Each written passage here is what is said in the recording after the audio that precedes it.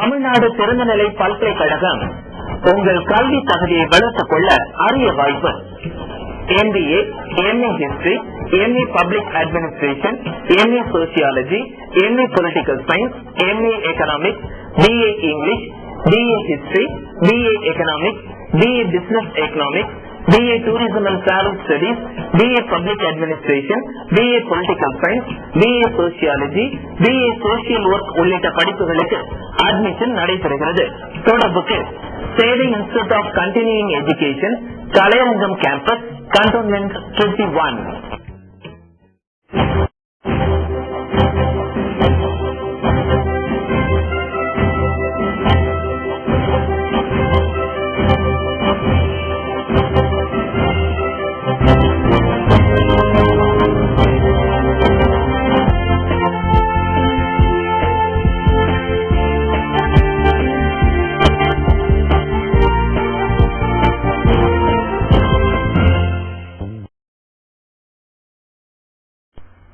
கூழாங்குளம் அணுமின் நிலைய பிரச்சனையை தீர்ப்பதற்கு நடுவண் அரசு நடவடிக்கை மேற்கொள்வதற்கு பதிலாக தமிழக அரசு மீது வீண்பழி சுமத்துவதை கைவிட வேண்டும் என்று முதல்வர் ஜெயலலிதா கேட்டுக் கொண்டுள்ளார். இதுகுறித்து முதல்வர் ஜெயலலிதா அறிக்கை ஒன்றை வெளியிட்டுள்ளார். அதில் கூழாங்குளம் அணுமின் நிலைய பிரச்சனையில் மாநில அரசு மீது வீண்பழி சுமத்த வேண்டும் என்ற நோக்கத்துடனேயே நடுவண் அரசு செயல்பட்டு வருவதாக குற்றம் சாட்டியுள்ளார்.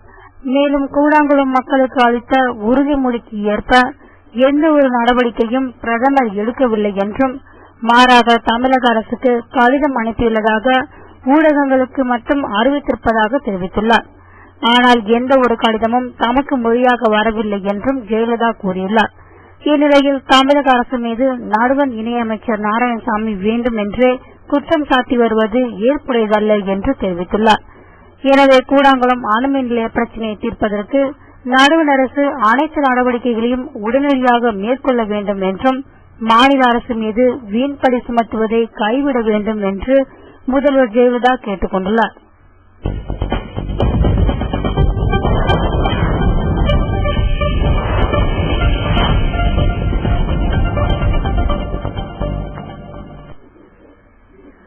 தமிழ்நாடு அரசு பணியாளர் தேர்வாணைய உறுப்பினர் ரவிக்கு சொந்தமான லாக்கரை உடைத்து லஞ்ச ஒழிப்பு காவல்துறையினர் அதிரடியாக சோதனை நடத்தினர். தமிழ்நாடு அரசு தேர்வாணைய தலைவர் செல்லமுத்து மற்றும் உறுப்பினர்கள் 13 பேரின் வீடுகள், அலுவலகங்களில் கடந்த வாரம் லஞ்ச ஒழிப்பு காவல்துறையினர் அதிரடியாக சோதனை நடத்தினர். இதில் முக்கிய ஆவணங்கள் கைப்பற்றப்பட்டன. மேலும் அவர்கள் மீது பல்வேறு பிரிவுகளில் வழக்கு பதிவு செய்யப்பட்டுள்ளது. இந்நிலையில் சென்னை ராதாகிருஷ்ணன் சாலையில் உள்ள நிதி நிறுவனத்தில் தேர்வாணைய உறுப்பினர் ரவியின் மனைவியின் பெயரில் உள்ள வங்கி லாக்கரை திறக்க காவல்துறையினர் ரவியை அங்கு வரவழைத்தனர். ஆனால் அவர் சாவியை எடுத்து வராததால் லாக்கரை அதிரடியாக உடைத்தனர். அதில் 200 சவரன் நகைகள் இருப்பதை காவல்துறையினர் கண்டுபிடித்தனர். தொடர்ந்து இதுகுறித்து ரவியிடம் விசாரணை நடத்தப்பட்டது. மேலும் குரூப் 1 தேர்வில் தேர்ச்சி பெற்ற 124 பேரை அழைத்து விசாரணை நடத்த லஞ்ச ஒழிப்பு காவல்துறையினர் திட்டமிட்டுள்ளனர். அவர்களில் யாருக்கெல்லாம் பணம் பெற்றுக்கொண்டு தேர்வு பெற்றதாக சான்றிதழ் வழங்கப்பட்டது என்பது குறித்து விசாரணையை காவல்துறையினர் தொடங்கியுள்ளனர். கூழாங்குளம் அணு உலையை மூட வலியுறுத்தி 3வது கட்ட தொடர் உண்ணாவிரதத்தை போராட்டக் குழுவினர் தொடங்கியுள்ளனர். கூழாங்குளம் அணு உலையை மூட வலியுறுத்தி தொடர் போராட்டங்கள் நடந்து வருகின்றன. கடந்த 5 நாட்களாக நடத்தி வந்த முற்றுகை போராட்டத்தை கைவிட்டு 3வது கட்டமாக தொடர் உண்ணாவிரதத்தை போராட்டக் குழுவினர் இடிந்தகரை லூர்து மாதா ஆலயம் முன்பு தொடங்கினர். ஒவ்வொரு நாளும் கிராமங்கள் வாரியாக பொதுமக்கள் திரண்டு வந்து உண்ணாவிரதத்தில் ஈடுபட முடிவு செய்துள்ளனர். இதில் இடிந்தகரை மக்கள் சுமார் 1200க்கும் மேற்பட்டோர் உண்ணாவிரத போராட்டத்தில் பங்கேற்றுள்ளனர். இதுகுறித்து போராட்டக் குழு தலைவர் உதயகுமார் கூறியதாவது: கூழாங்குளம் அணு உலை நவம்பர் இறுதியில் செயல்பட துவங்கும் என தெரிவித்துள்ள அணுசக்தி கழக தலைவர் ஸ்ரீகுமார் பானர்ஜியின் கருத்துக்கு கண்டனத்தை தெரிவித்துக் கொள்கிறோம் என்றும், அணு உலையில் எரிகோள்கள் பொருத்தப்பட்டுள்ளதா என்ற தகவலை அளிக்க மறுக்கின்றனர். அப்படி செய்தால் அது சட்டவிரோத செயலாகும் என்றும் அவர் தெரிவித்தார்.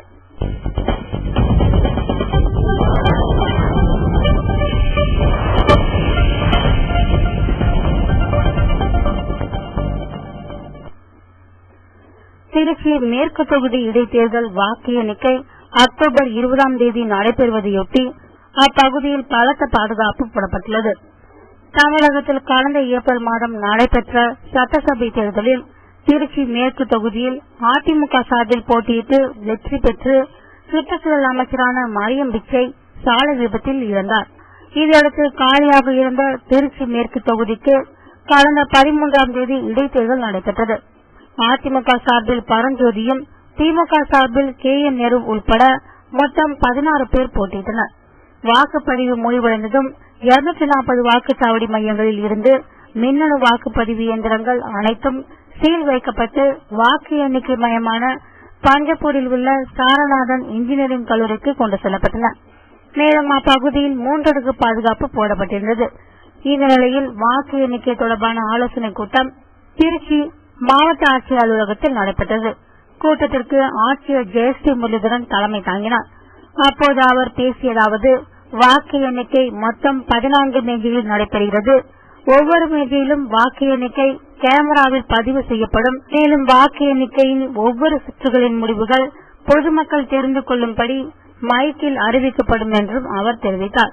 வாக்கு எண்ணிக்கை நடைபெறுவதையொட்டி அப்பகுதி முழுவதும் பலத்த பாதுகாப்பு போடப்பட்டுள்ளது.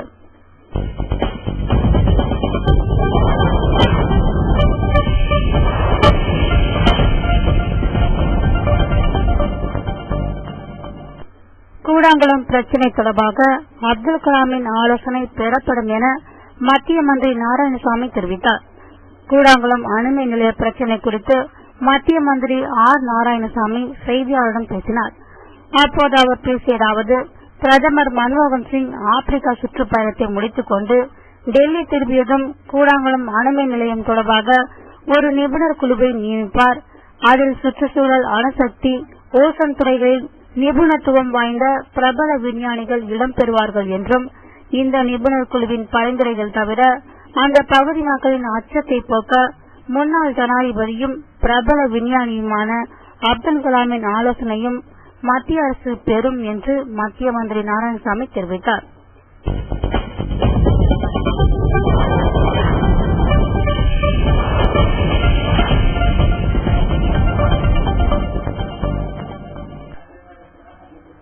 தமிழகத்தில் நடைபெற்ற 2வது கட்ட வாக்குப்பதிவு விறுவிறுப்பாக நடைபெற்றது. வாக்குச்சாவடிகள் முன்பு ஆண்களும் பெண்களும் நீண்ட வரிசையில் காலை முதலே காத்திருந்து ஓட்டு போட்டனர். தமிழகத்தில் 2 கட்டமாக உள்ளாட்சி தேர்தல் நடைபெற்றது. கடந்த 17ஆம் தேதியன்று முதல் கட்ட வாக்குப்பதிவு நடைபெற்றது. சராசரியாக 77% ஓட்டுகள் இதில் பதிவானது.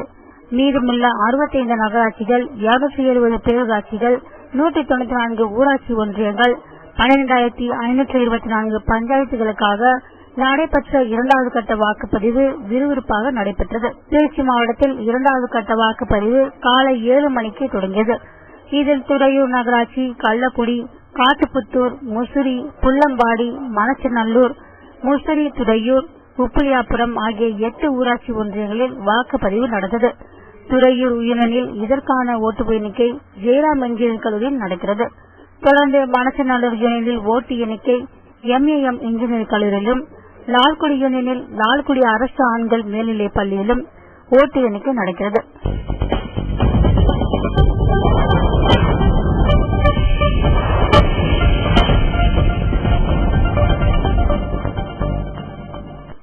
திருச்சி அருகே வாக்களிக்க வந்த நரிக்குறவர் காலனி மக்கள் திடீரென சாலை மறியலில் ஈடுபட்டதால் அப்பகுதியில் சிறிது பதற்றம் நிலவியது. திருச்சி அருகே துறையூர் சித்திரப்பட்டி நரிக்குறவர் காலனி மதுராபுரி பஞ்சாயத்தின் கீழ் வருகிறது.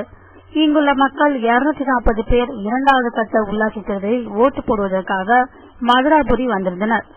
அவர்களில் 120 பேருக்கு ஓட்டு இல்லை என கூறப்பட்டுள்ளது. இதனால் ஆத்திரமடைந்த அவர்கள் துறையூர் திருச்சி சாலையில் திடீரென சாலை மறியலில் ஈடுபட்டனர். பின்னர் முக்கிய கட்சிகளின் வேட்பாளர்கள் சமாதானப்படுத்தியதை அடுத்து போராட்டம் கைவிடப்பட்டது. இதனால் அப்பகுதியில் சிறிது நேரம் பதற்றம் நிலவியது.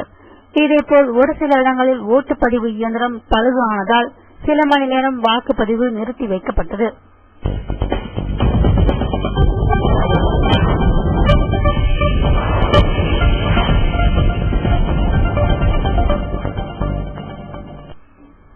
புதிய பெட்ரோல் விற்பனை நிலையங்களை அனுமதிக்கும் முடிவுக்கு எதிர்ப்பு தெரிவித்து கேரளாவில் வருகின்ற நவம்பர் மாதம் 1 மற்றும் 2 ஆகிய தேதிகளில் பெட்ரோல் நிலையங்கள் மூடப்படும் என அறிவிக்கப்பட்டுள்ளது. கேரளாவில் மேலும் புதிய பெட்ரோல் விற்பனை நிலையங்களை அனுமதிக்க பொதுத்துறை நிறுவனங்கள் முடிவு செய்துள்ளன. இந்நிலையில் இதற்கு எதிர்ப்பு தெரிவித்து நவம்பர் 1 மற்றும் 2 ஆகிய தேதிகளில் 1800 பெட்ரோல் நிலையங்கள் மூடப்பட உள்ளன. இது தொடர்பாக கேரள பெட்ரோலிய விற்பனையாளர்கள் சங்கத்தினர் முதல்வர் உம்மன் சாண்டியிடம் அளித்துள்ள மனுவில் தற்போதுள்ள பெட்ரோல் நிலையங்களை நடத்தவே சிரமமாக உள்ள நிலையில் புதிய பெட்ரோல் நிலையங்களை அனுமதிப்பது நிலைமையை மேலும் மோசமாக்கும் என்றும், எனவே இந்த விவகாரத்தில் தலையிட்டு எண்ணெய் நிறுவனங்களின் முடிவை திரும்ப பெற செய்ய வேண்டும் என்று கூறப்பட்டுள்ளது.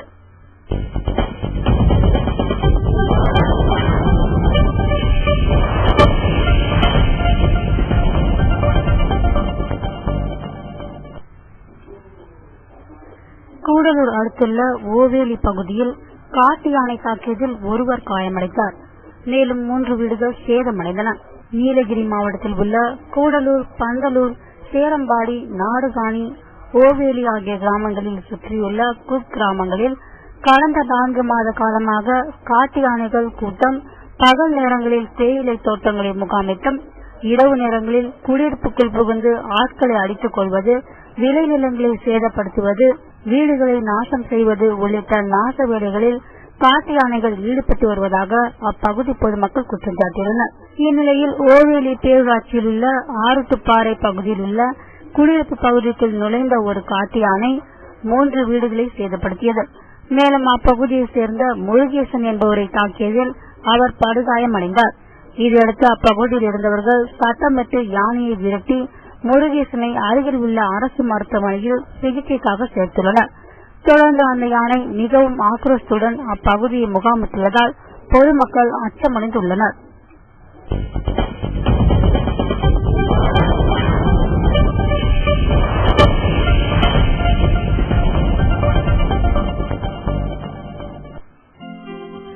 இன்றைய தங்கம் மற்றும் வெள்ளி விலை நிலவரம்.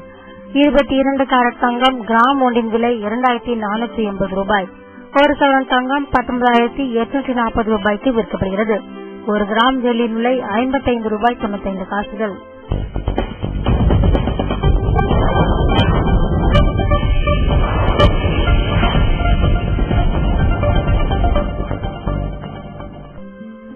இன்றைய பங்குச்சந்தை நிலவரம். இந்திய பங்குச்சந்தை இன்று ஏற்றத்தை சந்தித்தது. மும்பை பங்குச்சந்தை சென்செக்ஸ் 337 புள்ளிகள் அதிகரித்து 17,085 புள்ளிகளில் நிறைவடைந்தது. தேசிய பங்குச்சந்தை நிப்டி 101 புள்ளிகள் அதிகரித்து 5,139 புள்ளிகளாக முடிவடைந்தது.